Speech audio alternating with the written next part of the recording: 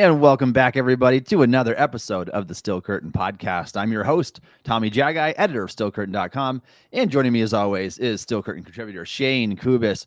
The Steelers are coming off a win this week, which was a nice rebound from the Thursday night fiasco we saw in Cleveland. And Shayne, backtracking a bit to that Thursday game, I just had a bad feeling about it. Yeah. The odds were stacked against them. I think Tomlin's now 0-9 against AFC North opponents, playing on the road on Thursday Night Football. The Steelers haven't won in Cleveland since 2017, and so that's got to wait another year before we get that. But it was nice to see the bounce back win in the recovery from that loss when you put up 44 points against the Bengals this past week.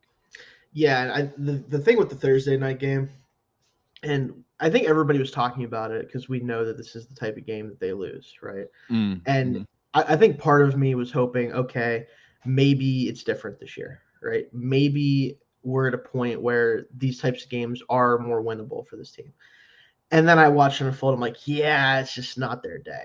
And Thursday games are always weird, right? Like the Jets beat the Texans on Thursday night this year, and like Texans have issues, obviously, and that's part of why. But like, it just Thursday games it feels like it evens the playing field in a lot of ways sometimes because the preparation isn't as good. You don't have as much time to prepare for everything to get your guys right. So it's not that surprising they lost this game, but then for them to come out in this game and despite some very shaky moments by what's supposed to be the best side of the ball.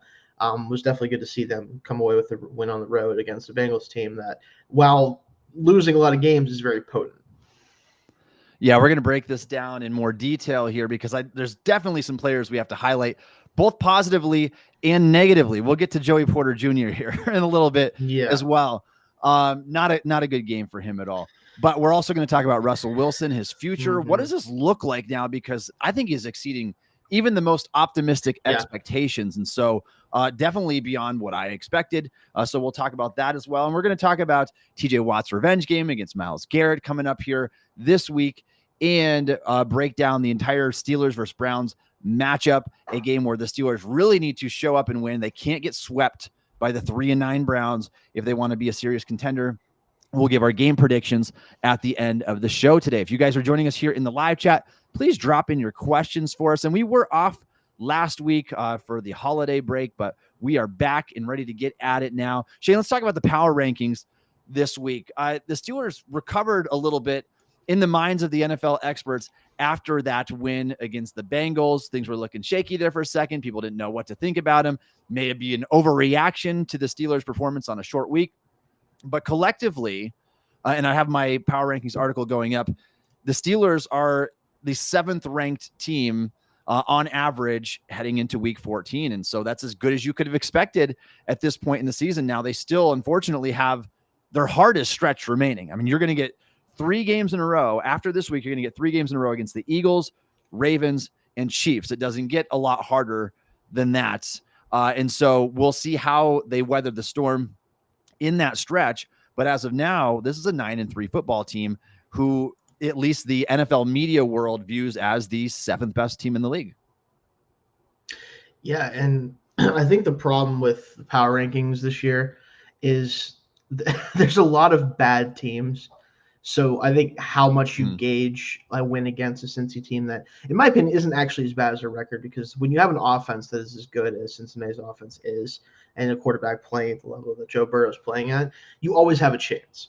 Now, they've been able to find ways to lose those games despite him usually putting up monstrous numbers. And in this game, he definitely had a lot of good moments and mostly was very good, but maybe not quite as good as he was the previous couple weeks where they were still losing despite his numbers he was putting up. But it's hard to gauge like how much we should put into some of the wins. Like you look at the Lions, as great as they are, as amazing as they've been this season, the blowout wins, all this stuff. They haven't played many of the other good teams in the NFL yet. And that doesn't mean they're not going to also beat them, and I think they probably will. But it does make it a little bit harder, I think, to gauge these top teams because they are beating up on a lot of bad teams often. So it does make power rankings very interesting. Yeah, it is for sure. And in my mind, Shayne, I think if you look at the top teams right now, if we just would do a quick tier ranking, personally, I think the Lions are in tier 1 by themselves right now. The point differential, the talent, top to bottom of the roster, both offense and defense, the way that they can score at will.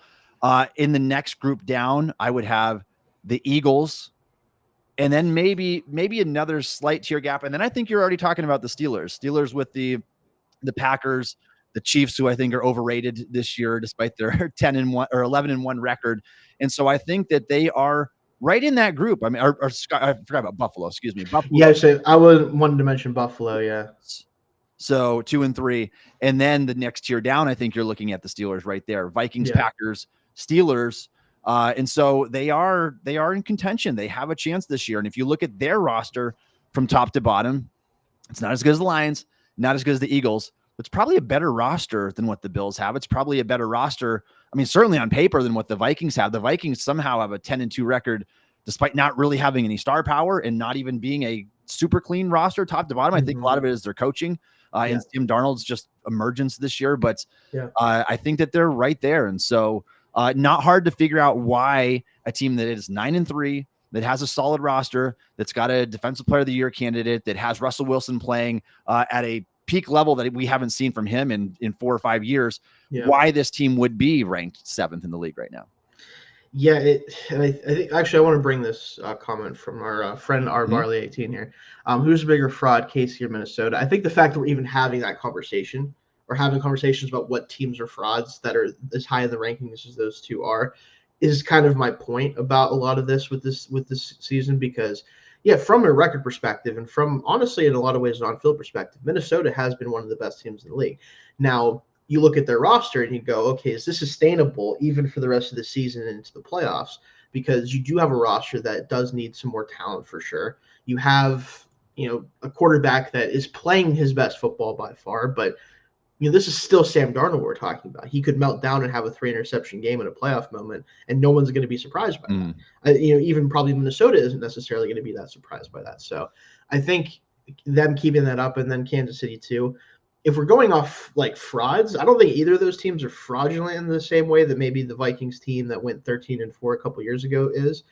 But I do think Minnesota doesn't have the same roster talent that Kansas City has. And I think once Kansas City gets fully healthy, that's when we could see if this team is actually the Super Bowl contender, the Super Bowl winner they probably should be, or if they're kind of in this weird middle ground of like they still need to add some more talent to get this team back to the Super Bowl again.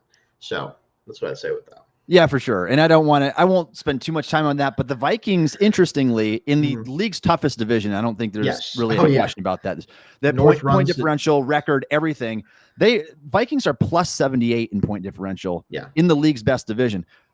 The Kansas City Chiefs don't rank inside the top 10 in point differential this year. They're just outside of that. And so I do think the Chiefs have just grossly outplayed in terms of record how good they actually are this year. And I think that they should come back down to earth at some point, but they have a way of playing well on third down, closing out games. That's so whether it be it by luck or whatever, you can call it the refs, call it whatever you want to, but their record kind of speaks for itself there. Bringing it back to the Steelers here.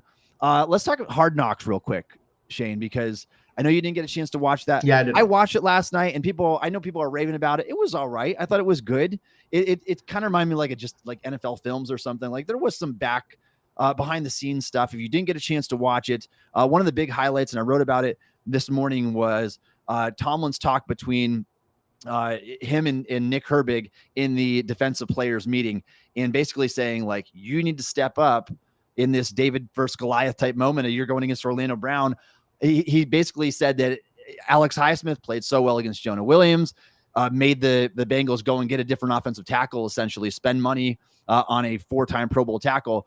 Well, ultimately we knew the outcome of that, and Nick Herbig dusted Brown a few times off the edge, one of which resulted in a strip sack that was recovered by Peyton Wilson for a defensive touchdown. Just completely kind of put that game out of reach. Steelers ended up holding a 41-24 lead at one point in the game against the Bengals, and that was basically all she wrote. So it is cool to see Tomlin behind the scenes and not just the Tomlinisms in the Tuesday press conference. Yeah, and that's what I'm most excited for, is like stuff like that. You get to see why this guy is called one of the best player coaches of all time, like why he has that moniker. And I think that that's an example of what it is, right? Like he told Herbig, like, hey, you're the next guy up in this situation. Like you are the next, one of our great pass rushers for this team, the lineage of pass rush on the Steelers.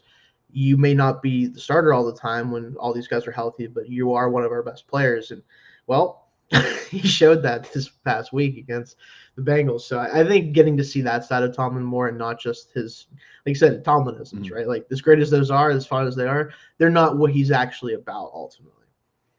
Yeah, they also showed the Hayward brothers. Pretty cool moment. They kind of showed them at their house, Thanksgiving dinner, kind of just the bantering between the two and the age gap. But just pretty cool to see that brother moment. If this would have been a few years ago, maybe we would have seen that between TJ and Derek Watt as well. Maybe, but yeah, pretty. You don't often see that. So that was pretty cool to see as well. First episode, we're only one episode into this thing.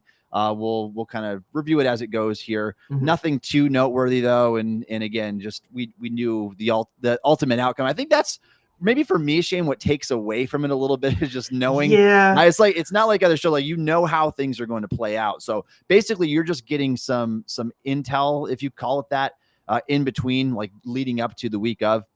But it is pretty cool to see some of the conversation on the sidelines and behind the scenes there. Yeah. Let's talk about the AFC playoff picture real quick here. Entering week 14, it's about as good as you could expect it to be. I would have really liked it had the Steelers not dropped that Thursday night football game against the Browns. Yeah, we would be having a conversation right now, Shayne, about can Steelers get the top seed in the AFC. Right now, I think that's out of reach. Unfortunately, you look at the Bills' schedule remaining. They've got one tough game against the Lions, and then it's a cakewalk after that. And so even if they drop the Lions game, the Steelers need more help than that. Kansas City, they need them to drop 2 games, and so they could swing one on Christmas Day. They could. But they still need the Chiefs to slip up somewhere else without the Steelers losing down the stretch, essentially. So it's really, really hard to get that 1 seed. And unfortunately, that's all there is anymore. Now, since 2021, I believe, when the Steelers went to 3 wildcard teams, the 17-game schedule, there's only one team that gets the first round bye, and it doesn't look like, barring something unforeseen, the Steelers are going to be the team that gets that this year. No, and that was going to be something that was pretty hard to do regardless, just because, obviously coming into the year, we weren't sure if this was going to be much more win total wise than they have been years past, even if the team might be better, right? Because we expected the AFC to be stronger. However, we're sitting here going into week 14, and we pretty much know the AFC playoff field. Like the Colts could sneak in there still. The Dolphins are still alive, I guess, despite the fact that they sure don't look like it in a lot of ways. But we know the most likely outcome of who the playoff teams are going to be, and also the seeding most likely. Like, kind of feels right now like the Steelers are almost locked into the 3 seed, where they're probably going to fall in behind the Bills and Chiefs record-wise, but better than the Texans and stuff like that if they end up winning that division, of course. So it just – it feels like we're kind of locked in seeding wise, and being the 3 seed is not the worst thing in the world or anything like that. It's better than, not being a wild card team like we've been in the past. So if they can hang on to this division lead with the Ravens kind of not being able to finish games a lot of the time or handle some teams they played, I'll take a division win. I don't really care what the seeding is for it. Yeah, I agree with that. And you're still getting a home game out of it. If the playoffs were to start today, the Steelers would be hosting the Baltimore Ravens. They would be the 3 seed. Ravens would be the 6 seed. And so the Ravens would be coming to town. The Steelers had success against them the first time around. How would you feel about this matchup, Shayne, if it plays out that way? I mean, the Ravens obviously have the offense to put up big points. They didn't do it against Pittsburgh, but they've done it in a lot of other games this year. I do think that's the ideal matchup. It just is. Like, for one thing, like, these teams they know each other well, right? So this is not going to be a game planning and preparation issue going into a playoff game. And also, it seems like, and I'm waiting for it to happen. And for Ravens fans out there, I don't necessarily feel great about saying this because even though the evidence is there, like they just can't beat this team. I don't know what it is about the Ravens over the past few years in particular, but they just can't beat us for whatever reason. Like we never make it pretty. We never blow them out or anything like that. We never beat them handedly, but they find ways to lose against us in particular. Like you look at the game this year already. Like, Lamar did not play his best game, but his players really tried their best not to bail him out. Like it was a rough go. Henry fumbles in the first couple of just stupid stuff that doesn't usually happen to the Ravens was happening to them in that game and has been happening to them in every game it feels like they play against us. And until that changes, and maybe it does in the next game we have against them, and then that flips the script on whether I'd want to play them in the playoffs. But until we see that change, that's who you want in the first round because that's who you're going to have the best chance of beating most likely. Like that's just what the numbers say right now. Yeah, and for what it's worth, they are 3-0 against the Ravens, Broncos, and Chargers, which would be all those teams right in that cluster right there. The Chargers are the team I do not want. I just that team scares me. That Play them defense again. is just really tough. They've got a defense, they've got a quarterback. Jim Harbaugh's a good coach, and they've been. I mean, they've got the league's best scoring defense. They're allowing 15 points a game. I did hear an argument, Shayne, and this is interesting. Obviously, the Steelers would never intentionally lose games, and that's not going to happen. No. But in the event they falter and they get the 5 seed, you would be playing a pretty unspectacular Houston Texans team in the first round of the playoffs. Do you like that matchup better than hosting Baltimore? It's hard to say. The playoffs, the way that the playoffs could work out for the AFC it's weird to me, because I didn't expect the Broncos to be here. I didn't expect the Chargers to necessarily be here in year one with Harbaugh. We knew the Ravens were going to be here. I was more worried about if we had to play the Bengals in the playoffs, because that offense in particular is just really difficult for anybody to stop. But we have a lot of issues with it in general. You know, we get our timely defensive plays like we always have with them, but like they tend to dice us up more consistently than other teams we play often. So like the whole playoff, I don't know. I'll be honest with you. It's a weird, but I feel like we match up pretty well with everybody except for the teams that we're going to have to beat to actually get to the Super Bowl, which is kind of the issue. But we'll talk about that at some point, hopefully. Yeah, and I mean, it's the playoffs. You're going to be playing good teams. You just have to play better than those teams play, and so we'll see if they can do it for a big enough stretch. Ideally, you would love to have home field advantage throughout the playoffs. That would be awesome. That's going to be a tough thing to get when you have the Bills and the Chiefs sitting on the records they have. Other side of the bracket, I think. For sure. R. Barley chimes in with a question. You guys know about this. PFF has Skoranek playing 2 snaps. I'm looking at it right now. I see 23. 11 passing snaps and 12 run block snaps. Yeah. So I'm not sure where you saw that from, but the one that I'm looking at, I've got PFF pulled up right here. 23 snaps for Skoranek, because you're right. And I specifically remember those plays, the catch down the seam, several of his blocking plays, which he excels at, obviously. So, all right, we're going to move on from that, and let's talk Steelers versus Bengals notes from Week 13. If you're joining us here in the live chat, go ahead and drop your questions for us. We'd love to be able to answer those for you if we can. All right, let's start with the offensive side of the football, and I'm going to go over Russell Wilson briefly, because I want to talk about him just in another segment here a little bit later on. But Wilson was spectacular. The best game that I've seen him play since, I want to say, like 2020. Like, it's been that long for me since I've seen like that Pro Bowl level, like I can win a Super Bowl Russell Wilson. I didn't see that in Denver. And I know that a lot of people will point to, well, he had 26 touchdowns and 8 interceptions. That's fine. But those raw numbers didn't match the film for me when you put him on. A lot of that came in garbage time. And this team was getting blown out in games. And then late in the fourth quarter, they'd be able to just put up some garbage stats. This Russell Wilson looks different than that one. It truly does. And so I've been really pleased with what I've seen so far. 414 yards. I mean, that's the Steelers before late in the season last year with Mason Rudolph. They didn't have a 400-yard offensive game let alone forever. They went so long without having one. And so the fact that he was able to do this, albeit we gotta address the elephant in the room. The Bengals don't have a good defense. Like, their defense is bad.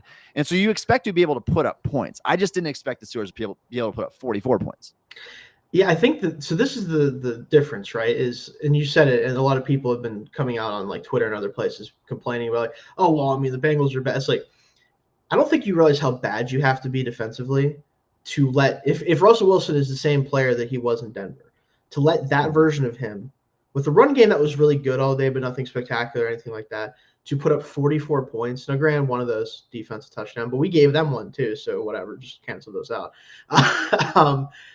To score that many points offensively with Russell Wilson as your quarterback in 2024, there is no amount of bad you can be to let that happen if he isn't playing better than he had been, right? Yeah. Like, that's the key difference here. And also, again, the Steelers used to make teams that had defenses this bad look like they were one of the top 10 defenses in the league.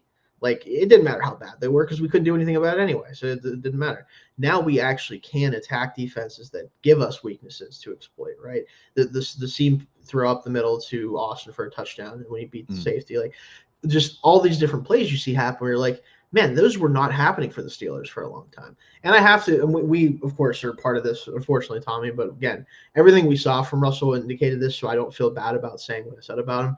We do owe him, and everyone does owe him an apology, because frankly, this was not the quarterback that I saw the last couple of years. Even his last stint in Seattle, it didn't look like this, right? And I think that's the key thing. Is I thought it wasn't just he was a bad fit for the Broncos. He's just not the same player anymore. Mm-hmm. And it's okay for that to be the case when you're in your mid-30s. Like, I'm not going to sit here and be like, oh, now he isn't a good quarterback anymore at all, or he never was. Like, I'm not crazy, but he didn't look like the version of Russ that could do this anymore. And now we're unlocking that version of him again. Yeah, 100%. And even you talked about that, the defensive score that was gifted to the Bengals this game, what really wasn't even Russell's fault. George Pickens fell down on the play, was pulled down by the helmet. Yeah, it was just a weird play that, you deal with. I mean, it is what it is. So even with that, just a spectacular game overall from him. Let's move on, because we're going to get back to Russell in just a minute here and talk about his future with the team, what that could look like. More about him. Yeah.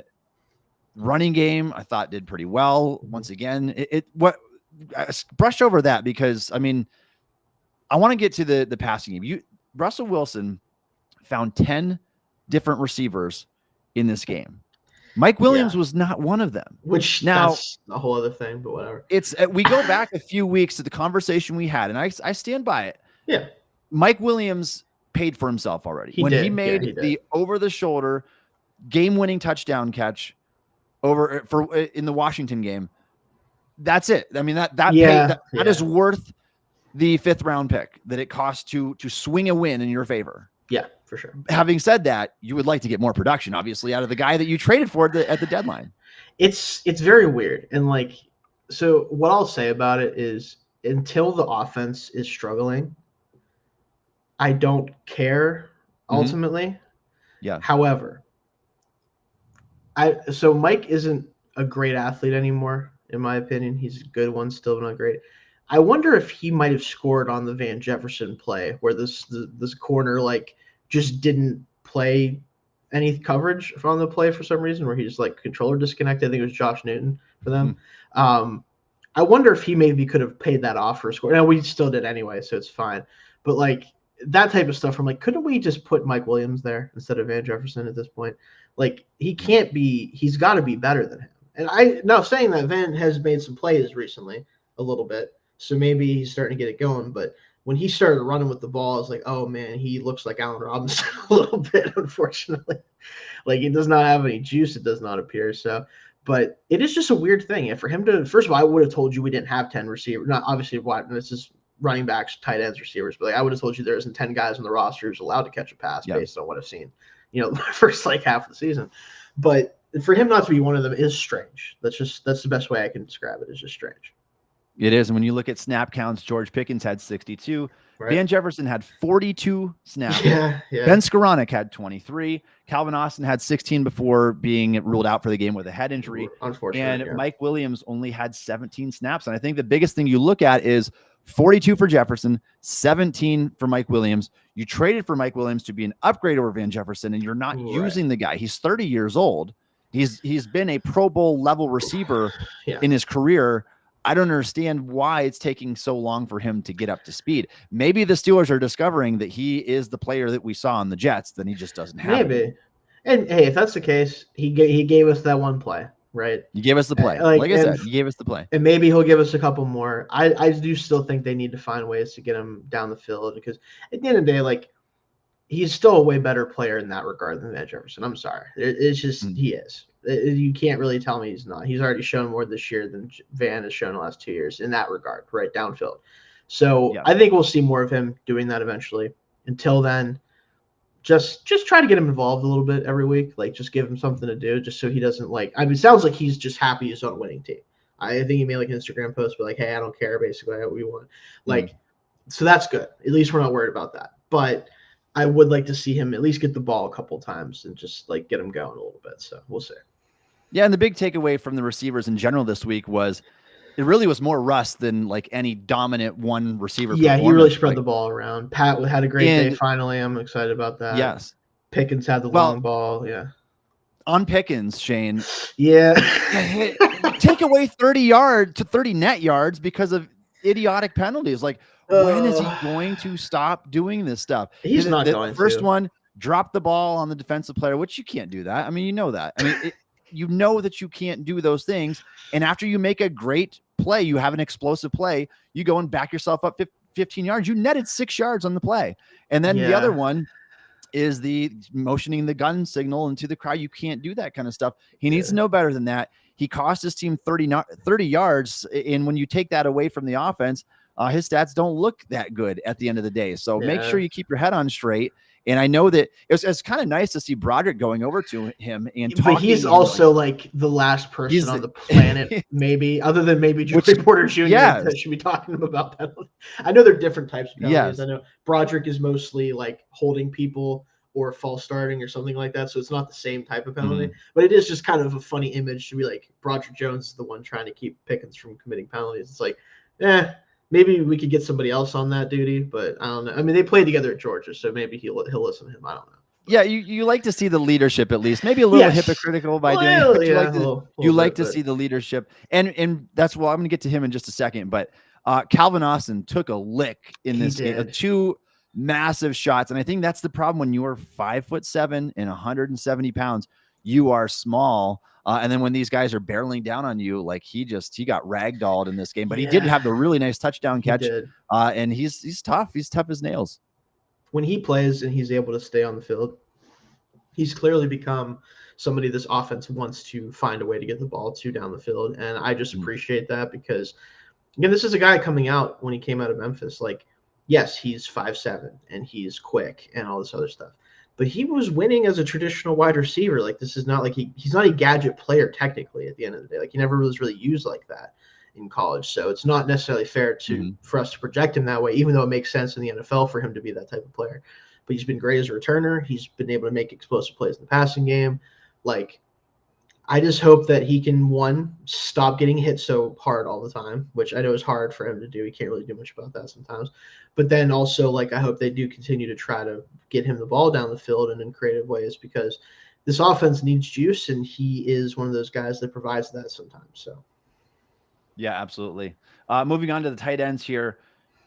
Pat Freiermuth always shows up against Cincinnati. I don't know what it is. Maybe it has to do something with the holes in their defense. But if you always bet the over on Freiermuth's numbers when he's playing against the Bengals, because the guy averages 75 yards a game and I think like 3/4 of a touchdown per game going up against the Bengals. So good game from him. He finished this one with 6 catches for 68 yards on 7 targets and a touchdown. That throw was probably Wilson's most impressive play of the game, where stepped up in the pocket, escaped the pressure, rolled to his right, pressure barreling down, and just found Freiermuth open down the seam. And then Freiermuth took it the rest of the 5 yards or whatever in for the score. So great play by the Steelers there. And the tight ends, just an impressive group overall. Yeah, Darnell Washington continues to throw guys out of the club every week because that's what he does. He caught a pass and did his thing where he's just too big and like jumps over people and runs. Like the tight end group for the Steelers is one of the funniest groups in the league, in my opinion, because like Pat, you wonder where he is sometimes, but you clearly know he's good, so you have to worry about him. And then every so often they'll just be like, all right, hey, Darnell, we're going to throw you a pass. And then the defense is going to be like, I think I'm good, guys. I think I'm just going to take the play off. Like, that's literally what it feels like, because you can't – what are you supposed to do against that? I don't know still. Like, I want to hear a defensive coordinator be like, the plan is to hit him in the knees and hope he falls. Like, I think that's the plan. The tight end group is so much fun. Yeah, and speaking of Darnell Washington, I spoke with Miles Killebrew yesterday. I've got that full interview here on Still Curtain. So when we're done with the podcast today, please go check that out. He's a lot of fun to talk to. Great guy. But I asked him what it was like to try to cover a player like Darnell Washington, who is 6'7" and 300 pounds is the rumor. So he's like, it's you have to make a business decision. The guy gets the ball. You're making a business decision. And so check out what he had to say about that. But he rambled on about him for a little while and just talked about how comical it is to be on the sidelines watching players try to tackle him in open space and just saying, I don't want to get hurt today. So, I want to continue to play the rest of the season. Yeah, no kidding. All right, let's move on to the offensive line here, Shayne. Good performance overall. I thought the line played really well. Mason McCormick is a beast, and I feel really confident that guy is going to be the future right guard of this football team. Broderick Jones, had a really solid game. And I went back and watched the all 22. Yeah. This was, again, one of his better performances of his career. And now if you look at the last 4-game sample size since the bye week, Broderick Jones is graded out really well in 3 of 4 games. The one game he didn't, he committed 3 penalties, and that was part of the reason why. But he's absolutely trending in the right direction. I think this is really encouraging. It's what you want to see. And obviously we saw, I mean, Dan Moore, there's no better example than Dan Moore. Took him till year 4 to show that he is a starting caliber offensive tackle, although Dan Moore's performance in recent weeks has kind of faltered a little bit. Mm-hmm. But that just goes to show you that a more talented player, a higher draft pick, a guy that has a higher ceiling than Dan Moore, that it just takes some time, and you're finally starting to see that with Broderick. And I think the most important thing for Broderick, too, is that the run blocking is showing up in particular. That was the thing that I thought he'd make his calling card early in his career with, which he hadn't really done until the stretch recently. Like, we hadn't seen the run blocking be dominant from him. And I think if that can come along and become what I thought it could be coming out of Georgia, he'll only have to be a solid pass protector to be a really good starter at right tackle. Like, that's I think the key thing for him is his technique as a pass protector just still isn't good. And he can survive with athleticism, and he's been a little bit smarter lately, and it has gotten better.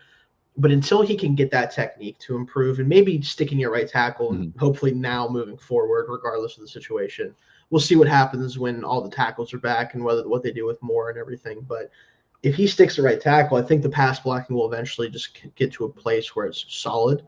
And then the run blocking will hopefully take him the rest of the way to being an above average starter, honestly, is what I'm hoping for. That's what you hope for. And I think that is a reasonable expectation at this stage of his career. But I do want to go back and share these grades since the bye week. So in week 10, he earned a 74 grade against Washington, and then a 53.1 grade against Baltimore. That was a 3 penalty game, which factors into the grading. Against Cleveland on Thursday Night Football, 69.3 grade. And then this week against Cincinnati, a 71.4 grade. In comparison, let me pull up Dan Moore real quick. Here's Dan Moore's last 4 games: 69.8, 54.5, 58.2, 62.4. Moore has kind of gone the opposite direction a little bit, and some of that is matchup based. He had some tough matchups against OA and against Myles Garrett, obviously, and Trey Hendrickson. And so there's a reason for that. The context matters. So I'm not trying to push a narrative one way or the other. Obviously, if I could choose, what I want to happen is for Broderick to end up looking like and ultimately being the better player of the two. This is the guy that you drafted high. This is the guy that still has years left on his rookie deal, plus a 5th-year option if you decide to exercise that. If it's not the case, and if we see by the end of the season, Dan Moore is clearly better. We get through the 2024 season into the playoffs, Dan Moore is clearly the better option. And now it feels like you have no choice. You have to pay Dan Moore. And that's the way R. Barley's just asking. Yeah, I was about to bring that up. Yeah. Do you let Moore walk and move Fautanu to left tackle? In a perfect world, I think that's probably what you would do. Like, if Broderick showed like you are the right tackle of the future. Yeah, now we can move Fautanu back to left tackle where he played at Washington, where I think he's probably a better fit anyway, just because he excels with the footwork.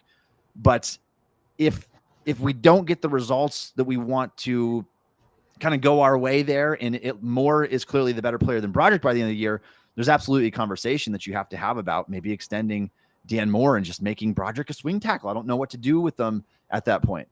That's the issue. Is ideally I do this almost no matter what, mostly because of the asset management aspect of things. Sure. Because you have 2 first-round tackles, one of whom is hurt, but we do think is going to be very good and was good in limited sample size, and one who is improving, albeit maybe not to the point where you're very sure he's going to be a starting right tackle for you forever, but is at least playing like one recently.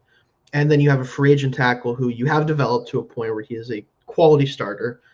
I'd let that guy go, get a comp pick back for him, ideally, depending on how they handle free agency and everything, of course, and build up with these 2 tackles. Because Moore, if he had become an elite left tackle all of a sudden, of course you pay him, because you cannot guarantee you can replicate that production from a Fautanu or a Jones.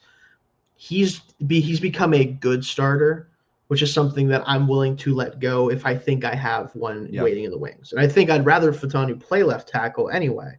That was kind of my thing with when they drafted him. Like, I'd rather him just be left tackle anyway and let Broderick stay at right at that point. we could still have that happen based on how the season has played out because of the situation, unfortunately, where Fatani hasn't been able to play. So. Yeah, and one thing that we know for sure is if Dan Moore comes back, he is starting. You are not bringing Dan Moore back to be a backup because of what the market's going to be for him. He's going to get paid a lot of money by a team probably. Yeah. So because of that, you need to know, is this guy going to be my left tackle of the future? Not even going to entertain the idea of right tackle because that ship has sailed so long ago, and it's just something he was never comfortable playing. So is he going to be my left tackle of the future, or do you have that in Broderick or Fauatanu?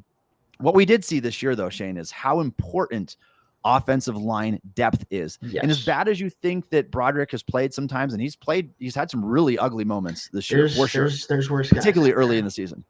Can you imagine if Calvin Anderson had to play all year long? Can you imagine if a Dylan Cook level player, not even on the team, had to play all year long? Like that is why depth is so important, because you had Broderick here. You drafted him last year. He was able to be that guy to step up and now play some pretty solid football. You have to have a third tackle, whether that's Broderick next year or whether you need to go out and draft one in the third-ish round or sign one who is a quality, capable player that can play either side. But we found out this year how important O-line depth is. We saw it when James Daniels went down. Steelers were so fortunate to have drafted Mason McCormick in the way that worked out there.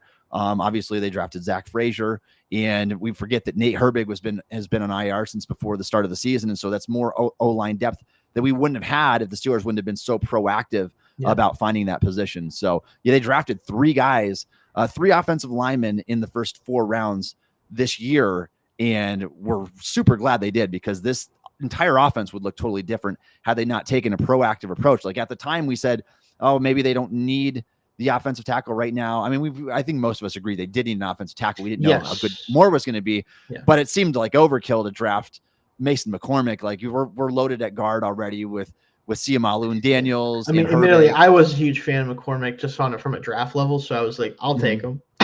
Take the best players. Just take the best players, and he was one of the best players on the board. So worked out in their favor for sure. Don't want to spend too much time on that. Let's move over to the defensive side of the football here, Shayne. I want to start by talking about the splash plays from the edge defenders, and this conversation can be had 100 times in a year. Is it more important to generate quick pressure on a quarterback and force the quarterback into bad decisions, or is it more important to get the splash plays? The splash plays don't come as often, but they are high impact plays. And we saw that in this game. We saw that with TJ Watt's strip sack that the Steelers recovered, probably saved a touchdown, at least saved a field goal. And then we saw that with Nick Herbig's strip sack that was picked up by Wilson and ran in for a defensive score. And so the Steelers may have swung 14 points by those 2 plays alone. And it's why we spend time talking about splash plays. And I know there's a lot of analytics right now that you can make cases for a lot of different guys about how often they get to the quarterback, how many pressures they generate. But these plays are important. They can't go unnoticed. And without them, the way Joe Burrow was playing and the way the Bengals were moving the football, the Steelers might not have had the same result in this game. Again, they only won 44-38. Yeah, I think that conversation about like what type of defense is better in terms of, is it quick pressure that forces quarterbacks to make quick decisions, which then can create negative plays if they're not ready to handle it, versus a defense that is very like playmaking oriented and very much like not risk taking necessarily, but just generally like they're looking for the big play turnover type plays. And I think it depends on the game situation specifically, and also who you're playing. Like if you're playing Joe Burrow, quickening him up doesn't do you any good, because he's just going to beat the blitz anyway and beat the pressure most likely, right? Like that, like when you're playing elite quarterbacks or quarterbacks that specifically are great at handling pressure, it doesn't matter how much you pressure them, right? Because they're just going to be like, oh, great, I'll just hit my outlet, or I'll throw the ball down the field because I know I have one-on-one coverage, on my Jamar Chase receiver. That's like, yeah, you're probably winning that. Like, it's tough for a guy like Burrow to be affected by the pressure. So in a game like this, it absolutely helped that we had guys who force strip sacks and score a touchdown on a fumble. Like I think it does matter game to game, and I think that's why sometimes you see the Steelers not perform as well in defense as maybe you thought, just because the team is able to block them up and prevent those big plays, and that's when you see, okay, now they have time, they're going to dial something up deep and actually beat you. So I think if your secondary is very strong, it helps to have the quick pressure because they're going to be able to cover one long enough, even in the short pressure situation, but then also probably make plays off of those mistakes, right, or off those quick throws. Our secondary, unfortunately, is not in that tier right now. No, it's not. But Nick Herbig might be a guy that does both, Shane. He gets the high quality and rare quality pressures, but he also makes the splash plays. This is 3 straight games that Herbig has forced a fumble, and it's becoming pretty routine for him at this point. And I want to share this stat. This is from Pro Football Focus, PFF Ryan on here, and he says that Nick Herbig has a 93.4 pass rush grade, first in the NFL, 94.6 pass rush grade in week 12, 93.8 pass rush grade in week 13. And so collectively on a per snap basis, he has the best grade of any defensive player getting after the quarterback this year in the NFL. And so you can see that too. He's such a splash playmaker, and he gets to the quarterback so quickly that it's not hard to make sense of. Going back to the forced fumbles and raking the ball out, there was a missed opportunity there, I believe, for TJ Watt. He punched at the ball at Chase Brown, could have brought him down. And so that's the issue you run into sometimes when you try to get aggressive and rake that ball out of there. You can go for the safe tackle, make the play, try to get them to 3rd and long, that kind of stuff. Or you can try to make the splash play. And so it's kind of like a corner if they bite on a route. And so that ended up catching the Steelers a little bit right there. Then they would punch it in on the next play from the inch line, essentially. But I will live with that. I mean, TJ Watt is the best at raking the ball out since coming into the league. And so I will absolutely let him take as many chances as he wants, try to dislodge that thing. 32 career forced fumbles. I believe he's at 6 this year in the NFL. Leads the NFL this year. He had 8 a few years back. But he's a special player when it comes to that kind of stuff. Cameron Hayward he is defying father time. I don't know what it is about him, but he just can't be stopped. And the older he gets, he looks like he just gets bigger and stronger and just more dangerous. Yeah. And, I'm just going to say this. I think this has become a popular thing in some places that I've seen, at least. I think as great as TJ is, obviously, right? I think this season, if I had to pick one of our defenders to be in the running for any awards of any kind, I think it should probably be Cam.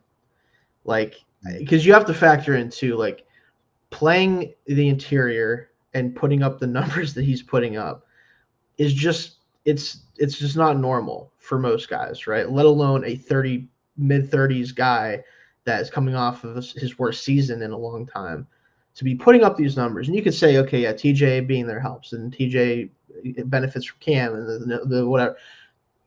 When you're in your mid-30s and you're putting up your maybe your best pass rushing season from the interior, I can't help but feel like you have, especially because he's also the best run defender in the sport, probably in his position too at this point.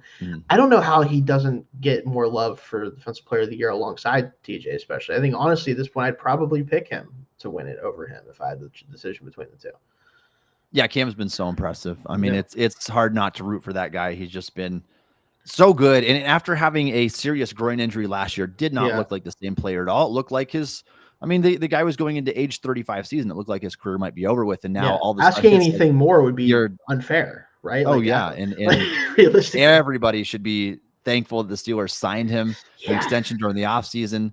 At this rate, I mean, as well as he's playing right now, maybe he won't slow down for a few years. I mean, Calais Campbell's 38 years old, and he's still going strong, and Cam's playing better than that even. And so, definitely just a great year from him right now. We get to the linebackers in the secondary. Not so impressive. Outside of, I think Peyton Wilson had a good game, obviously, especially when you consider having the big splash play there. The rest of the group, not so good. And let me start with Patrick Queen. Gave up 10 catches on 10 targets for 165 yards in this game. He's had good moments this year, and against the Ravens, like you could tell he really wanted it and he delivered. This game was not the case at all for him, and I thought it was a really bad game from Queen. it was, and I really don't want to be the guy that says this because I was very much not a fan of the signing, and he had been much better recently. And I had mentioned like he's definitely playing up to the contract in recent weeks.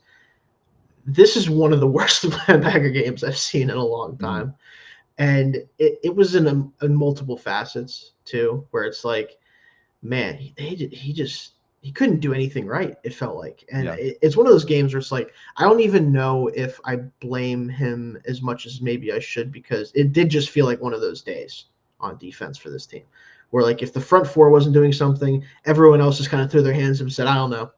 Yeah, I don't know what I'm supposed to do. I can't do anything.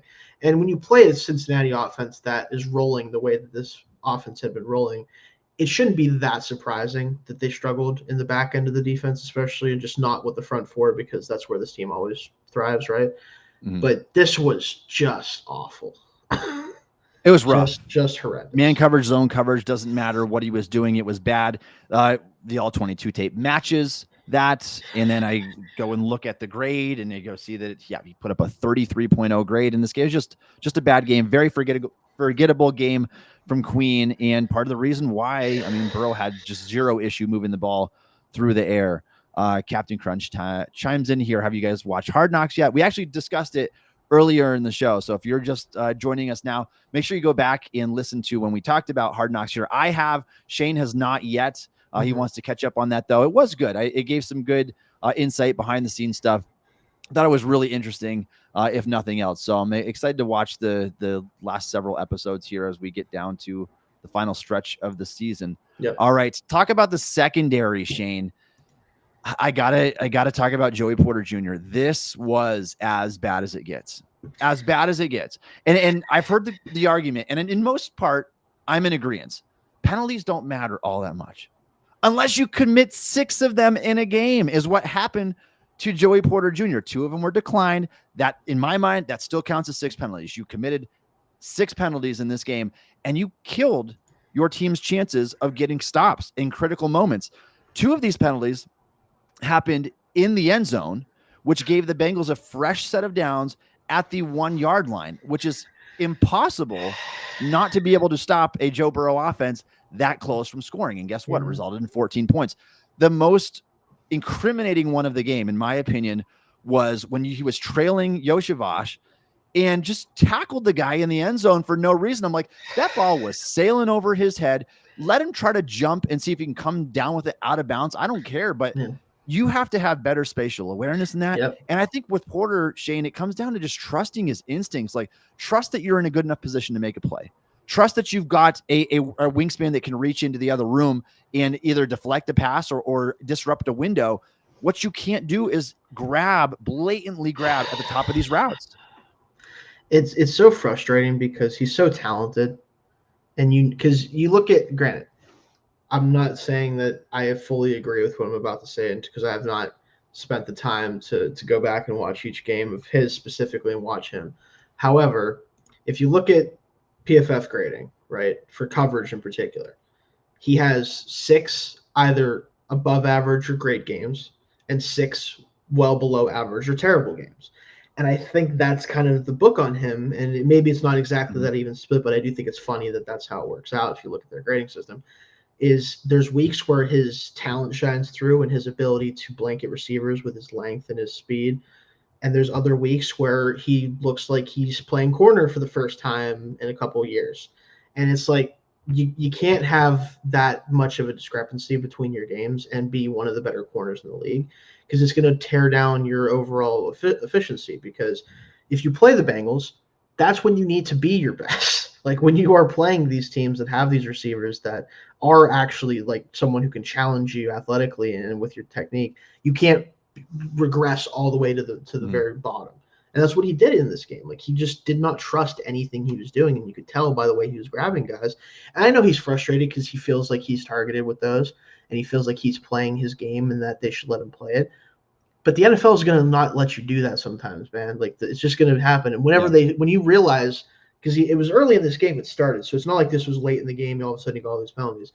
Once he knew the refs were going to call him on this stuff, you have to be aware of that. Like, you have to change up your game a little bit. And if you can't, I even said, like, I think I said in the chat, in our chat for Still Curtain, during the game. I'm like, I think you should sit him down for a little while and just let him take a breather, because like he clearly isn't seeing the field right. He's not making the right plays. It's just not happening for him. Yeah, this was so hard to watch. And when I watched the game back again the next morning and the all 22, I'm like, I just have to question, like, what are you doing some of these times? Yeah, like, you don't need that extra tug. See, the good corners, they find a way to do it subtly enough and in the right times where it's like, I'm going to get you a little jab here. It's beyond 5 yards, but I'm going to do it subtly enough that the ref's not going to pick up on it, or just a slight jersey tug at the end. But you can't be grabbing a guy around the shoulder pads. Like, he had made these penalties too blatantly obvious. Yes, there was one or two that you could have said, yeah, that's a little too ticky-tack. Ref shouldn't have called that. For sure. 4 of the 6 were blatant penalties that were inarguable, in my opinion.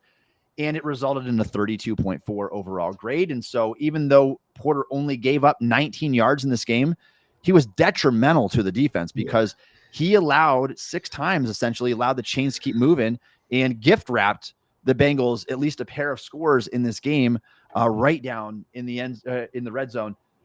Going back to that, like before, like this 4-week sample has been really odd. You go back to the Washington game, 33.4 overall grade from PFF. In that game, he allowed 6 of 7 catches for 131 yards. Yeah. While committing 3 penalties in that game as well. Joey Porter has 3 games this year where he's been penalized at least 3 times. And that's not what you want to see. No. He's developing a reputation for that. And every officiating crew is going to come in here knowing, like, hey, this guy grabs all the time. So they might be a little bit more cautious and have even a tighter eye on you because of that. Now, having said that, we've seen some really, really bright moments in the Ravens game. I thought Porter played the best game of his career against the Ravens. Yeah, he was incredible. Did not allow a catch. Zay Flowers had 1 catch for 23 yards in the game, but it didn't even come when Porter was covering him, and he locked him down most of the game. Lamar couldn't do much of anything. The passing offense couldn't do much of anything. Porter was brilliant. And he played clean football. Was part of the play on the 2-point that kept them out of the 2-point. Yeah, you made the huge 2-point play. And then he just regressed deeply from there. And he's got to be more consistent. And I don't know if I agree with Tomlin's messaging to him, to the media about Porter this week, where he's like, I don't want him to tone back the aggressiveness at all.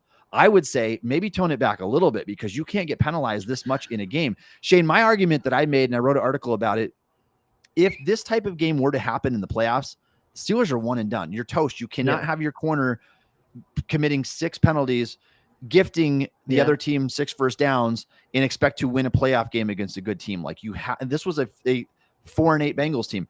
You have to be better than that. And so it almost cost them big. It did. And I think for Joey, like what he has to remember is that his length is his weapon. He does not have to use it to grab. He doesn't have to use it to be overly aggressive. He can slow play things a little bit, and he can even get beat a little bit down the field. Like he doesn't have to stay with the receiver as long or as tightly as other guys do, because he can just use his length to disrupt them and to knock balls away. And I think he has to do a better job. And I think every corner that has issues like he does needs to do a better job of this, is trusting that he can look back for the ball, trusting that he can find the ball in the air and keep the receiver close enough to him with his speed and his length that he can make plays on the football instead of making plays on the receiver. And I think that's something that he needs to work on. And if he's going to be the shutdown corner that we see he's able to be at times, more consistently, that's how it comes. It has to be not being it's not that he doesn't need to be aggressive like Tom wants him to be. You need to be smart before you're aggressive, though. You get to be aggressive when you're smart. That's how I think it needs to work for him. Yeah, and you don't want to get in a situation at all too where Porter's confidence is shot and he just feels like he needs to grab, and he needs to trust himself more, because I think he's in a lot better position than what he realizes, and he's in a position to make a play on the ball. You don't need that little extra grab there. So hopefully he can clean that up. Has a lot of work to do. I think that overall, honestly, he's regressed since last season, kind of much like Broderick earlier in the year. It's too inconsistent of performances, and so he's got to clean it up for sure. Anything you want to note from special teams here? Boswell had a kick block. Other than that was unfortunate, but that just sucks for him. But outside of that, Bos keeps doing his thing. Didn't really have a lot of punting going on in this game, so I don't have to worry about that too much. Kick coverage is pretty good as usual. So nothing really to mention there, I don't think. All right, we are going to move on here. If you are a fan of the Pittsburgh Steelers and would like to support the Steel Curtain podcast, please consider subscribing to the Steel Curtain podcast on YouTube. We appreciate all of your support. And if you're just joining us here, please drop a question in the live chat. And if you missed what I said earlier, I had an exclusive interview with Myles Killebrew yesterday. It is up on the Still Curtain YouTube channel if you want to go check that out. Myles talked about what it's like to cover Darnell Washington. He talked about the most underrated player on the Steelers. Talked about what it's like working with Danny Smith, among other things. Yeah. And in My Cause, My Cleats. So check that out as well. It's up on Still Curtain's YouTube channel. All right, let's talk about Russell Wilson now in a little bit more detail, Shayne, and his future potentially with the Steelers. I was a little bit pessimistic about Russell in general, especially when you had Russell, you had Fields. Fields was over a decade younger. The arrow was trending slightly up for Fields. The arrow was trending down for Russell Wilson, who I did not think played very well in Denver. But we just have a revival of Russell Wilson this year. Like, this is not the player that I expected. And he doesn't look 36 years old now. Occasionally he can when he's scrambling outside the pocket. Not the same runner he used to be, obviously. Can still maneuver well within the pocket, though, to kind of make the first guy miss and find an open player. 36 years old now. He is going to be going into his late 30s. We just haven't seen a lot of success with quarterbacks at this age. You can look at Kirk Cousins now. His arm is shot already. Aaron Rodgers. Anybody you want to point to, even Ben Roethlisberger. I know Ben had the elbow injury, so maybe it's a little unfair to him, but he lost everything after that. Do you think that Russell is going to have enough in the tank beyond this season to warrant a contract extension? Because that's certainly where we're headed right now. I think it's really hard to know as far as how much he has left in the tank, because, again, if you would have told me, if you'd have asked me this question before the offseason, I would have said, I don't even know if he needs to be playing now. Like, that's kind of the issue with him, is this 180 from what he looked like in Denver versus what he looks like now. To me, the only explanation I have for it is a combination of confidence level, of him like being confident that, this is his team, that he knows the offense, that he knows what he's doing, with the whole 9 yards. And I think also the coaching of Mike Tomlin, because let's be honest, like, Nathaniel Hackett was his coach in Denver the first year, and we know how that went and everything there. So you could blame a lot of that on him in terms of the numbers being horrendous for the offense and him. But then Sean Payton comes in, you're thinking, okay, well, Sean Payton is obviously a great offensive mind, and he, got this job. But he clearly didn't want Russell Wilson to be his quarterback. So you wonder, okay, was that part of why Russ didn't look also that much better than he did with Nathaniel Hackett? And it seems like the answer is yes. It was a lot to do with just who was coaching him and his confidence level in that coaching staff and what they were trying to do, because he has taken to Arthur Smith's offense and Mike Tomlin's coaching better than I could have ever expected him to. And I think if he's going to play like this the rest of the year, and you think that he can keep it up again for another year or two, then I won't be surprised, and I won't honestly be upset if they do decide to try to bring him back beyond the season. Yeah, I mean, as long as he's showing no signs of aging, I mean, he is going against the odds a little bit here, just based on history and what we've seen from these guys. Kind of their arm gets shot into their late 30s. But Russell's got a really good arm still. I mean, the arm is not an issue even a little bit right now. And so if you look at the last 2 game sample size from him, Shayne, 50 of 66, that's 75.7%, 684 yards, 10.36 yards per attempt, 4 touchdowns, 1 interception that really, in my opinion, wasn't his fault. George Pickens. Yeah, just a weird, dumb play. Helmet fell down, whatever. Can't really put the pick on Wilson. Even with that pick factored in, he has 122.3 passer rating over the last 2 games. Again, Bengals defense. Browns aren't the best team in the world, but he is playing at a high level. It's hard to argue that he's not a top 15 quarterback in the league right now, maybe higher. I mean, the quarterback play has diminished for some this year. And Russell is having a really solid season. And theoretically, Shayne, if you're getting top 12 to 15 quarterback play, that might be all the Steelers need. I think that their roster is well balanced enough. I think that they've got enough star power elsewhere. I think that they have playmakers elsewhere on the defensive side of the ball that you could potentially make up for that. And their team stats are good. And so it makes you wonder, like, if the Steelers get really close to doing it this year, why not bring him back? And it's all about the windows. We talk about this all the time, but it's the windows lining up. If Watt is entering age 31 season, if Hayward is entering age 36 season, I guess it doesn't hurt all that bad to have a 36 going on a quarterback who will be maybe 37, 38 on his next contract, because you need to win now anyway. When Watt's done, when Hayward's done, you're going to have to retool this thing. You're going to have to do at least a minor rebuild. I know the Steelers never rebuild. They like to retool, but you're going to have to do something when those guys are done, because your team's going to take a serious hit when you no longer have Watt and Hayward on your team. So at that point, maybe you are in the market for looking for a true next generation franchise quarterback. But for now, can you do any better in terms of a streaming quarterback than what Russell Wilson's giving you right now anyway? With the results they've gotten, probably not. And I think more importantly, there's continuity there if they do this, right? Like there's going to be a level of continuity that you can't get by bringing someone else in. And honestly, I think at this point, probably what they should do if they can do it. And I don't know how feasible this is, because I have no idea where to even start with gauging how much he's going to cost and how much Fields will cost. But if you could run this quarterback room back, I would love to do that just based on the results we've seen so far, because Fields can give you something as a package player and also potentially continue to develop in the offense and maybe take over for Russ at some point. That gives you another option there. And also Russ obviously is just playing at the level he's playing at. So I think that combo of those two would make sense moving forward if they can do it. But I think the biggest thing is, because of the Steelers' way of doing things, you're probably not going to be drafting a quarterback in the top 10 at any point, right? Like what you should be doing most likely, and I think as early as this season, and then the seasons following, if they don't do it this season, is if you're bringing Wilson back, I know you want to add to the team as much as you can that with players that are going to play for you, but maybe you take a swing at a quarterback in the late first round and say, hey, you don't have to play. We have Russell Wilson here for you. Like, and let that guy develop so you don't have to do a Kenny Pickett situation where you draft a guy that probably wasn't worth the pick in general, and then also had to play very quickly because you trotted out Mitchell Trubisky, who was terrible. So I think that would be ideal. But regardless of how they handle the future, like I think Wilson, if he's going to play at this level, should be the guy that continues to get the job. Agreed. And Shayne, you know better than that, man. This is Mike Tomlin we're talking about. They want to win now. They don't care about. So there were opportunities, obviously. I can't talk about how big of a Lamar Jackson fan I was coming out. I know. You had a 36. It would have been a very similar situation, actually. You had a 36-year-old Ben Roethlisberger at the time.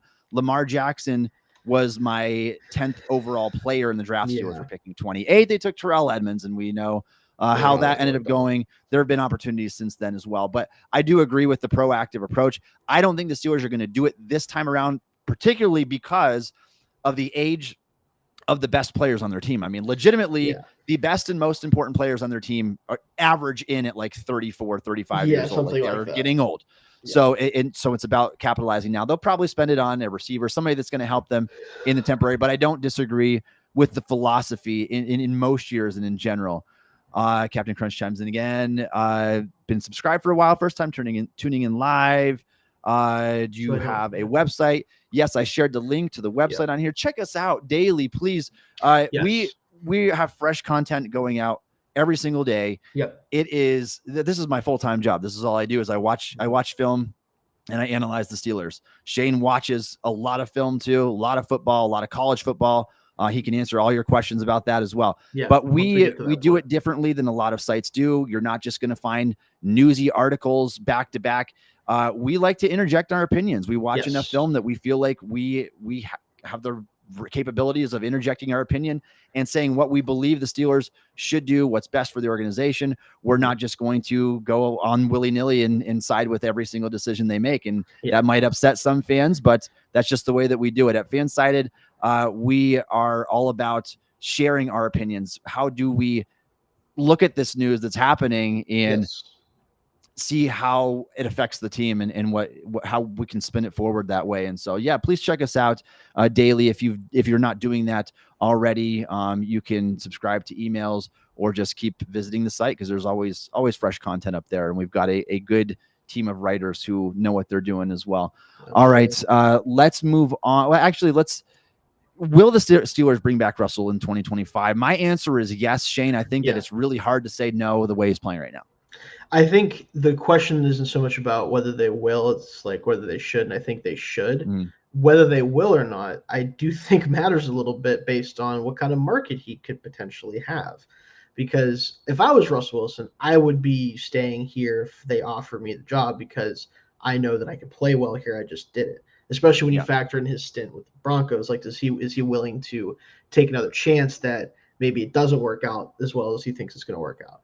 But I do think there's going to be people trying to be suitors for him because there's teams that, quite frankly, need either a bridge or they need somebody who is an adult looking at a team in our division right now. But granted, they're probably sticking with Mr. 30 for 30 for 30.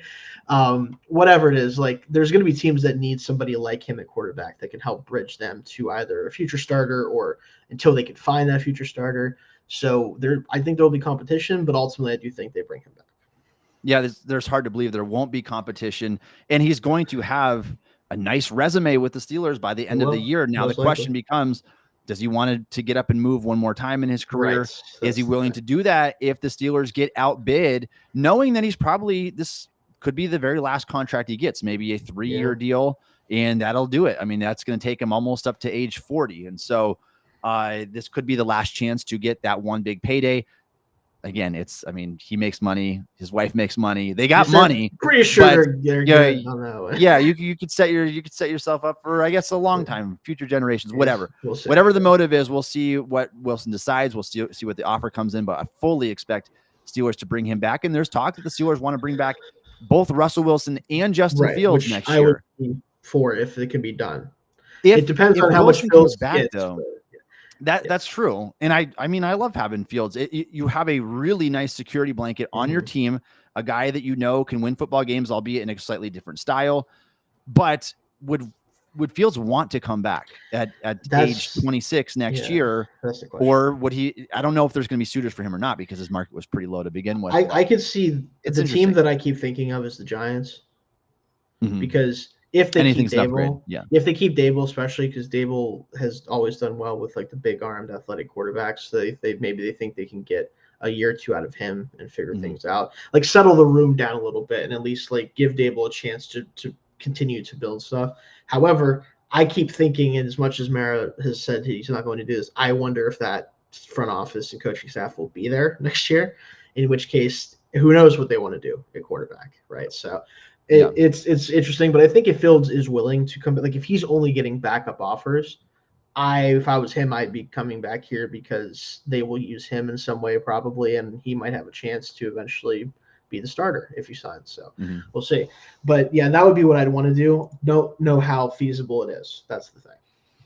Yeah. So Shayne and I both say yes, the Steelers are going to bring Russell Wilson back and should bring him back next year. And when you look at that, how that window is lining up now, you legitimately have this year, I'll say 2025, and maybe you stretch it a little bit depending on how, and who knows? I mean, by 2026, Russell Wilson might not be good anymore. TJ Watt could go way down in terms of his play-by-play performance. Hayward could be retired by then. Like, he'll be have a 2-year window. Straight all pro. Who knows with him? Yeah. Don't want to underestimate him for sure. Let's talk about TJ Watt for just a second here. So on Thursday Night Football 2 weeks ago, it was the Myles Garrett show. I mean, there's no way getting around it. Garrett was clearly, visibly the better, more dominant player, clearly impacted the football game with the strip sack, resulted in takeaway, 3-sack performance from Garrett. Dusted Dan Moore off the edge. TJ Watt was very quiet in the second half where he normally ramps it up. We got a lot of snow for whatever reason. Just even the one-on-one opportunity just wasn't capitalizing. I think that he's going to take this as an opportunity to say, you're coming to Pittsburgh now. I just had a 2-sack game. I'm out to show that I'm not going to get embarrassed this time around in the one-on-one matchup. These guys don't play head-to-head, obviously. But this narrative is never going away. These are two probably future Hall of Famers that are on historic NFL paces. I mean, Watt just became the third fastest player in NFL history. Third player, whatever the number was, 106 sacks or whatever he's got. Or whatever. So the third fastest player to reach that number in 8 seasons. both of these guys are tremendous football players. And we broke this down 2 weeks ago, so I don't want to spend too much time on it. You can go watch that if you want to. Garrett is better on a per snap basis in terms of getting pressure on the quarterback. Watt is better at creating splash plays. It's just how it's always been. You can argue which one's more important until you're blue in the face, whatever. Garrett has been really, really good this year. Would I be upset if he got another DPOY? No, although the Browns stink and you probably shouldn't give it to there's other guys on a miserable team, but right. I also think at this point, if you don't want to give it to TJ because he hasn't been the same TJ in terms of overall production, like pressures, sacks, everything, give it to Cam before you give it to either of those two. If you're going to give it to somebody on these teams, honestly, in my opinion, I said that earlier, but I think the conversation still comes down to like, these two don't play each other, like you said. They play basically different. Like this is the other thing, and I harped on this when we did this in week 12. They basically don't play the same position if you think about it in a like macro way, because Garrett is more of a true defensive end who doesn't drop into coverage, who doesn't play the run in the same way that TJ does as an edge defender from a different alignment. They don't do the same things on the football field in a lot of ways. Now, they both rush the passer, and they do it in different ways. But like TJ's impact is felt more on this defense, specifically because of the multitude of ways that he's used. It's not necessarily anything against Garrett. He just isn't used that way in the same way, right? Like they don't have the same responsibilities often. So it creates the situation where it's like, we should really, as fans of the sport, just be happy that these two are playing at the same time, honestly. Like, that's what this should ultimately come down to. But because they are rival teams and because there is this conversation about who the best player is and everything, I understand we have to have it. I ultimately don't think it matters. I really don't. Like, both of these defenses are better off having the player they have because of what they asked them to do. Like, if you ask TJ to just do what Myles Garrett does, he wouldn't do it as well as Myles Garrett does. And if you ask Myles Garrett to do what TJ does, he certainly isn't going to do it as well because he's just not built to play the same way that TJ is, right? Like, these players are great for their teams in the way that they play. And for Watt, it's more about his instincts as a football player and his ability as a run defender from that spot.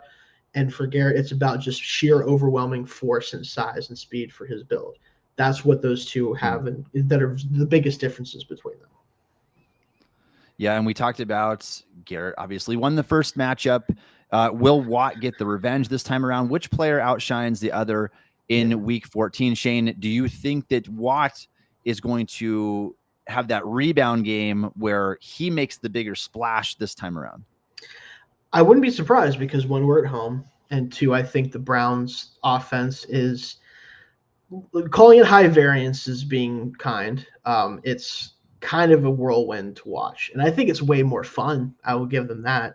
Certainly more fun, and also just more effective in general because you might have more bad plays, but you have way more good ones than you had before. But Winston is just kind of hard to figure out, right? Like his sack avoidance in the first game was incredible. His ability to mitigate pressure. I don't know if that happens again on the road in Pittsburgh.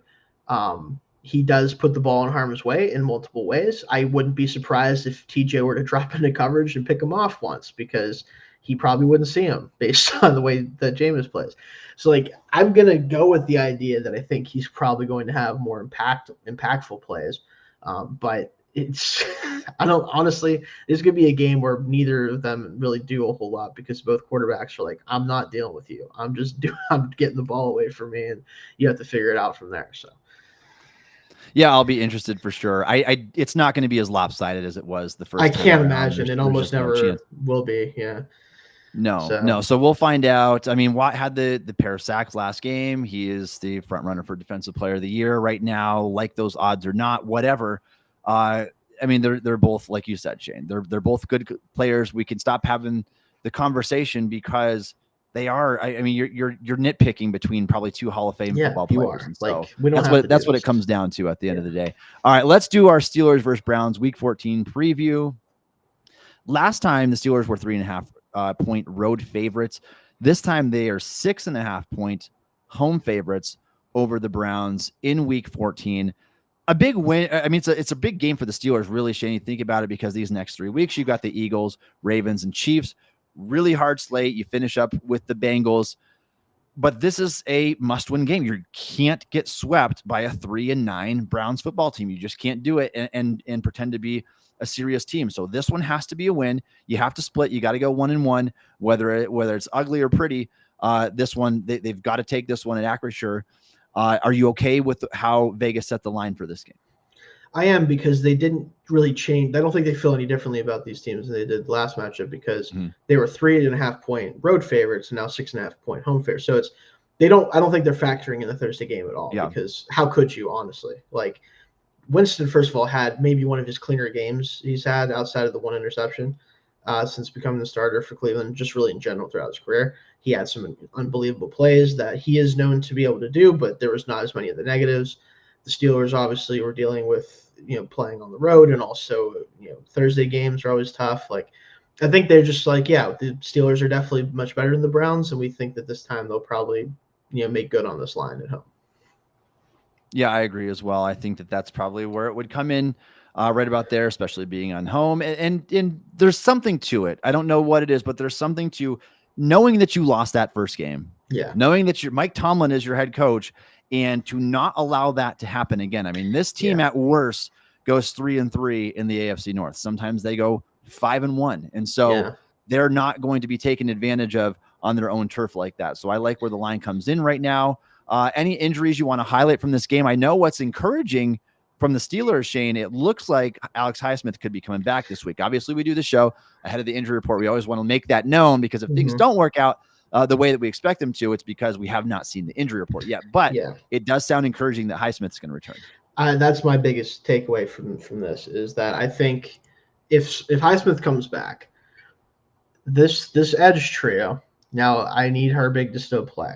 I'm telling, listen, please, please, Steelers, do not forget that you have, again, regardless of how you feel about the sample size, the highest graded player in the sport at rushing the passer.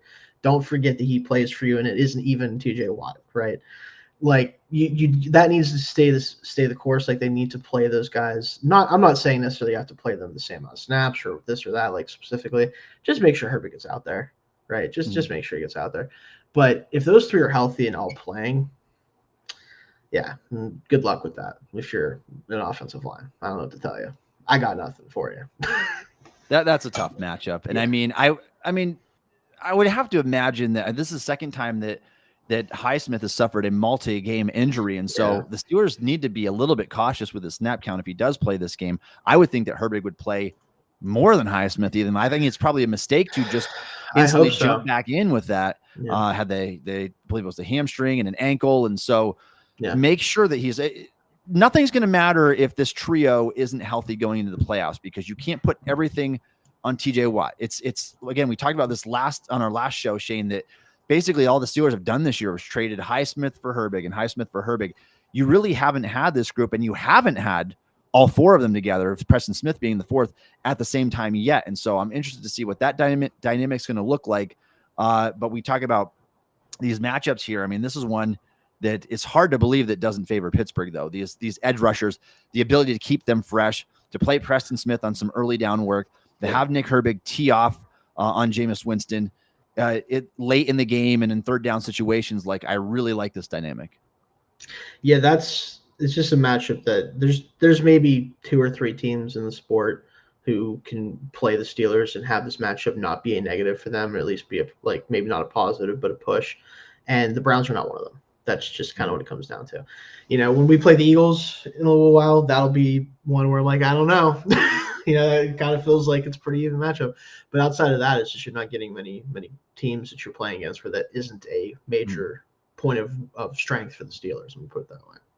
For sure. Shayne, one matchup I want to talk about this week is Joey Porter, Jerry Jeudy. Jeudy is coming off a career game, 9 catches, 235 yards and a touchdown. Joey Porter is coming off of a career game the other way, a really bad game, 6 penalty game. We talked about it for a while earlier in the show. This one, I don't want it to be one where, Porter continues that slump. This would be like 3 games in a row, 4 of the last 5 games that he's really struggled. Yeah. He needs to bounce back this week. I don't know if the Steelers are going to have him travel, if they're going to try to kind of ease his burden and kind of just keep him on one side. I don't know what they're going to try to do with him, but it is worth noting at the very least that Jerry Jeudy's playing the best football of his career right now. Over his last 3 games, Jeudy is averaging 154 yards and like 0.75 touchdowns a game. He's playing really well. They've got to make sure he doesn't go off on him this week.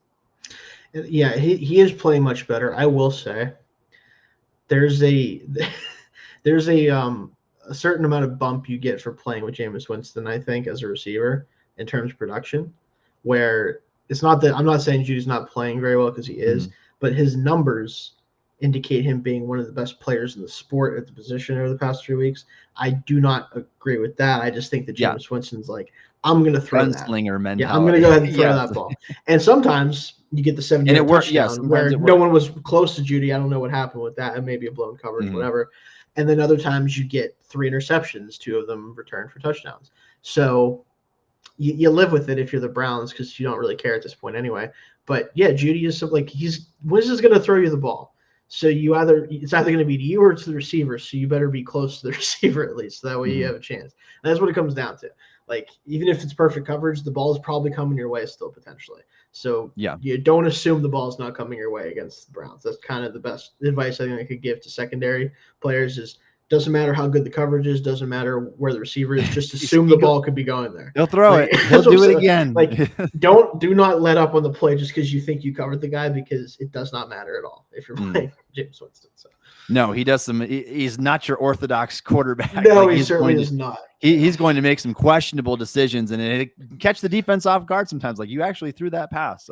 And he can make some really good passes out of it. But Steelers need to make him pay. If he's going to be that aggressive, he's going to be the aggressive Jameis Winston we saw since Florida State. Like, they got to make him pay for that. For sure.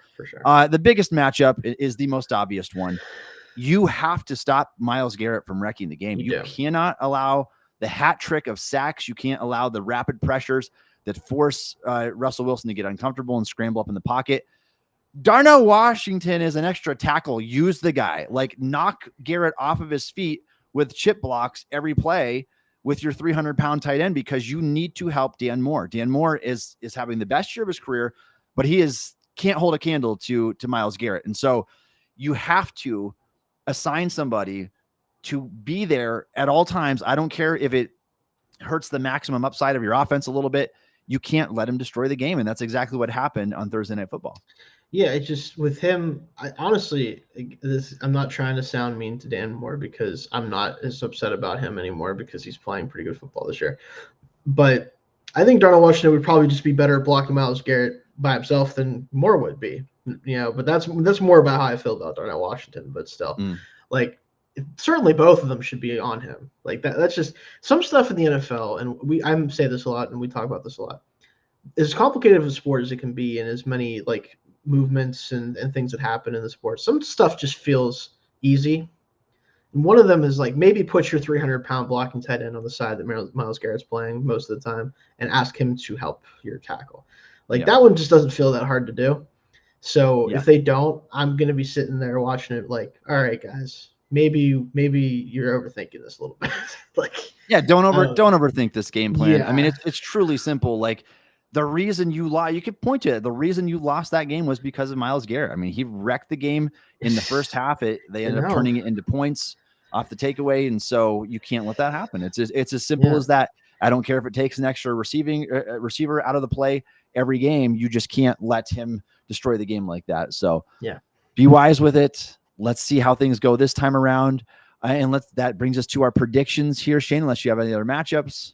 These teams know each other. We know who the top players are. We know what we have to look out for. Like, it's going to come down ultimately to the Steelers have to play their game that they've been playing and not let the Browns do weird stuff that the Browns have been doing recently to keep games close with teams. Yeah, for sure. So why don't you kick us off with your Week 14 Steelers versus Browns prediction at Acrisure Stadium this weekend? So for me, I do expect the Steelers to win this one for many reasons, but primarily they already dropped one to the Browns. I don't think they're going to get swept by this team. Jameis Winston is too much of a wild card for me to bet on twice against the same team to play well. I do think the Steelers end up winning, but nothing too crazy. I do think it's going to be something around 27-17. I think the Browns offense is going to put up some amount of points and yards because by default, Winston's going to throw that ball. So it's at the end of the day, you're going to get some good stuff and get some bad stuff. Probably nothing, where they get shut out or anything crazy like that. But I do think they'll make enough mistakes to kind of keep the points low. But the Steelers capitalize, win pretty comfortably, and they can move on to the really rough last 4 games of that schedule. Yeah, and the Steelers got kicked in the teeth once. They're not going to let it happen again against an inferior opponent, which is exactly what the Browns are. They're going to win this game, in my opinion. They have to win this game to show that they are a serious football team. I don't think Michael Tomlin lets it happen again. I think the players would be humiliated if it happened again. I think that they're preparing as if like this is their Super Bowl right now. We're not going to get kicked in the mouth for a second time by the 3-9 Cleveland Browns. You're going to put them out of their misery. This will officially drive the final nail into the coffin of their season. They will be eliminated from playoff contention after this week. If all goes well, I've got the Steelers winning 26-18. So there are our predictions. If you have a prediction for the game, please drop it in the comment section. Leave us a comment, leave us a like, please, if you would. We love bringing you this content. We go live every Wednesday on this show at 1:30 p.m. Eastern time. Also, you make sure you check out Josh Yoris' show post game. Like as soon as the game finishes up, Josh is live on the YouTube channel. So if you want to hear his instant reactions and have a conversation with him, because he loves to interact with the people in the chat, please join Still Curtain for the instant live reactions immediately after every game. Also, please make sure you check out stillcurtain.com for all your daily Steelers content. You can thank you for joining us on the show today. You can follow Shayne on Twitter /X at Shayne Kubas. You can follow me on Twitter at Tommy Jaggi. You can download the Still Curtain podcast wherever you get your podcast. Also check us out on YouTube or ask Alexa to play the Still Curtain Steelers podcast. And thanks again for listening to the Still Curtain podcast.